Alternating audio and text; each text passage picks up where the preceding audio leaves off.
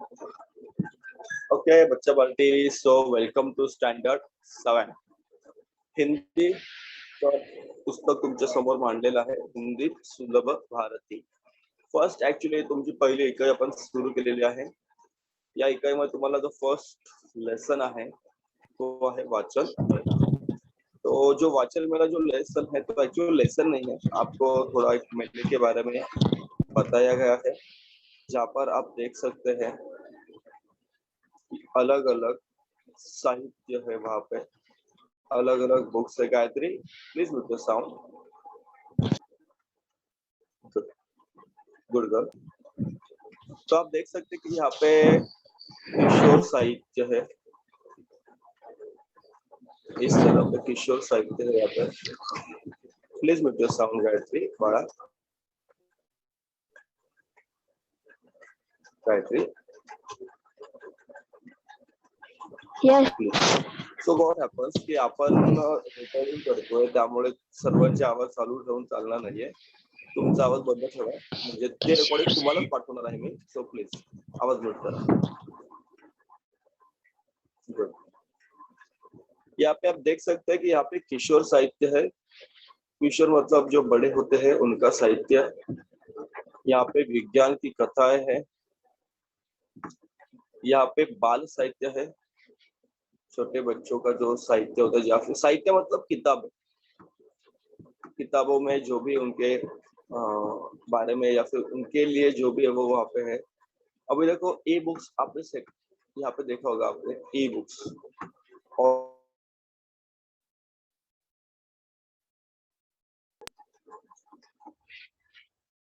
और आप यहाँ पे देख सकते हैं कि कुछ बच्चों ने यहाँ पे ग्रंथ दिंडी चालू की है जिसमें लिखा है कि पुस्तकों से पाए ज्ञान, जाने भाषाएं और विज्ञान. तो इसमें इन्होंने पालती है और उसमें क्या है तो कुछ बुक्स किताबें रखी हैं और लिखा है कि पुस्तक है हम सबके साथी, प्रज्वलित करे ज्ञान की बातें. आगे जाएंगे. फूल और कांटे. फूल और कांटे जो आपके रचना है वो लिखी है अयोध्या सिंह उपाध्याय हरि जी ने. जन्म 1865, मृत्यु 1947. इनका परिचय क्या है तो ये अयोध्या सिंह उपाध्याय जी खड़ी बोली के हिंदी प्रारंभिक कवियों में इनका स्थान है. अब हिंदी के एक आधार स्तंभ है. ये जो कविता है फूल और कांटे, इनमें उन्होंने स्पष्ट कहा है कि मनुष्य विशिष्ट कुल में जन्म लेने से नहीं बल्कि अपने कर्मों से ही बड़ा बनता है. तो हम कहाँ पे जन्म ले ये महत्वपूर्ण नहीं है, हम क्या कर्म करें वो महत्वपूर्ण है.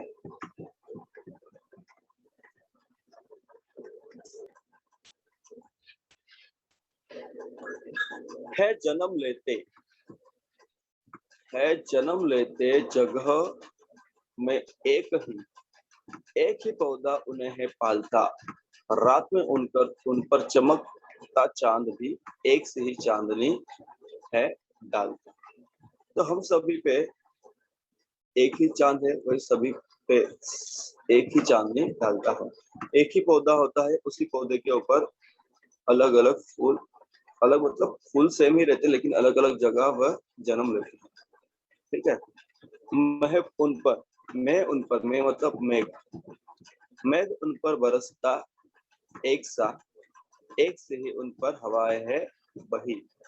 पर सदा ही यह दिखाते हैं हमें ढंग उनके एक से होते नहीं. होते हैं क्या? बिल्कुल भी नहीं. तो ढंग अलग अलग होते हैं फूलों के. छेद कर काटा किसी की उंगलियां, देखो छेद कर काटा किसी की उंगलियां, फाड़ देता है किसी का वरवसन. प्यार डूबी तितलियों के कर पतर, भोर का है वैध देता शाम तक.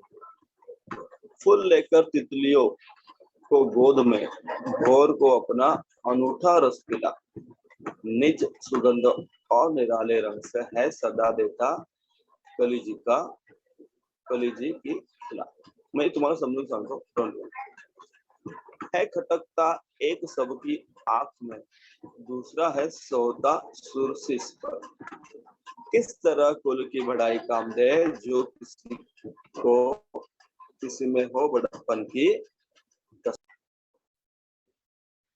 ये जो कविता है इनमें से इसमें इन्होंने कहा है कि सब कुछ सेम रहता है, सबको सब कुछ मिलता है, फिर भी क्या होता है, हमारा जो मनुष्य है वो कर्मों से कभी बड़ा, कर्मों से बड़ा होता है, उसके जन्म से नहीं। बहुत सारे लोग हैं जो बहुत ही सामान्य परिवार में उनका जन्म हुआ है, लेकिन अपने कर्मों से उन्होंने बड़ी सी बड़ी क्या कहेंगे उसे कि कामयाबी उन्होंने हासिल की है। तो ऐसा आपका छोटा सा एक चैप्टर है, हम उसको कविता कहेंगे, कविता ही है ये, सॉरी। शब्द है, देखो मे का मतलब होता है बादल, मे का मतलब क्या होता है, बादल। वर का मतलब होता है श्रेष्ठ, सुंदर। अब देखो आप हिंदी और मराठी में देखोगे तो बहुत सारे शब्द ऐसे वो सेम लगेंगे। मराठी में अगर वर का देखेंगे तो वर मतलब ऊपर, और वर का मतलब होता है दूल्हा, मतलब ना नवरदेव, वर वधूवर, ठीक है। वसन, वसन का मतलब होता है वस्त्र, वसन का मतलब होता है वस्त्र। वेदना, वेदना का मतलब होता है घायल का। भौर का मतलब होता है भौरा। आपको पता होगा कि फूलों के इर्द गिर्द भौरे होते हैं।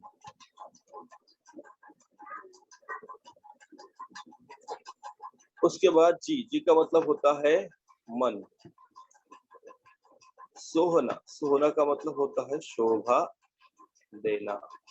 और सिस का मतलब होता है सिर, सिर का मतलब होता है सिर।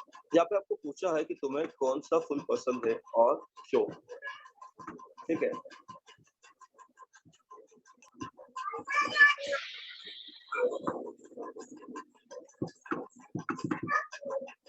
तो आपको आपके आसपास कुछ पेड़ पौधे हैं, उनके नामों का वर्ग, कौन से पेड़ आपको छोटे दिखाई देंगे, कौन के मध्यम है और कौन से बड़े हैं। और यहाँ पे दिया है कि संकेत स्थल पर जाकर महाराष्ट्र राज्य के खाद्य ग्रामोद्योग की जानकारी। देखिए अगर पॉसिबल तो है नहीं अभी फिलहाल तो, या फिर इसे एजुकेशनल टूर भी बच्चे देखते हैं। क्वेश्चन आंसर देखिए यहाँ पे, और यहाँ पे आपको एक गुड थॉट दिया है। प्रत्येक परिस्थिति का सामना हंसते हुए करना चाहिए। हम पिछले एक साल से, 1-1.5 साल हो रहा है अभी, ये जो हमारे पास आ रहा है ना वायरस, जो हमारे यहाँ पे पूरा फैल गया है, इसका सामना तो हम कर ही रहे हैं। तो होप कब जाएगा पता नहीं। तो हाँ, कोई भी समस्या हो, कोई भी परिस्थिति हो, हमें उस परिस्थिति का सामना हंसते हुए करना है। तो क्वेश्चन से देखिए यहाँ पे क्या है।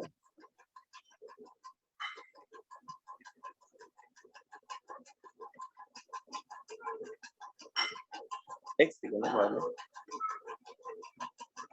रात में उन पर डाइजेस्ट चांद भी एक से ही डाइजेस्ट, तो रात में उन पर इसके आपको मिल जाएगा क्वेश्चन। फूल किसको गोद में लेता है, बड़प्पन की कसर रह जाने पर क्या काम नहीं देती, फूल की बढ़ाई, कौन एक सा बरसता है मैं हाँ, फूल किसको रस पिलाता है तो भौरों को, फूल किसको गोद में लेता है तो तितलियों को। ये सारे क्वेश्चन आंसर मिल जाएंगे आपको, देखिए ट्राई कीजिए। और यहाँ पे कुछ शब्द है जिससे क्या करना है आपको, समानार्थी और विरुद्धार्थी शब्द की जोड़ी आपको लिखनी है, जैसे रात, दिन, फूल, पुष्प एक्सेट्रा। तो यहाँ पे विरुद्धार्थी शब्द है, और जो लेफ्ट हैंड साइड है वहां पे आपको समानार्थी शब्द है।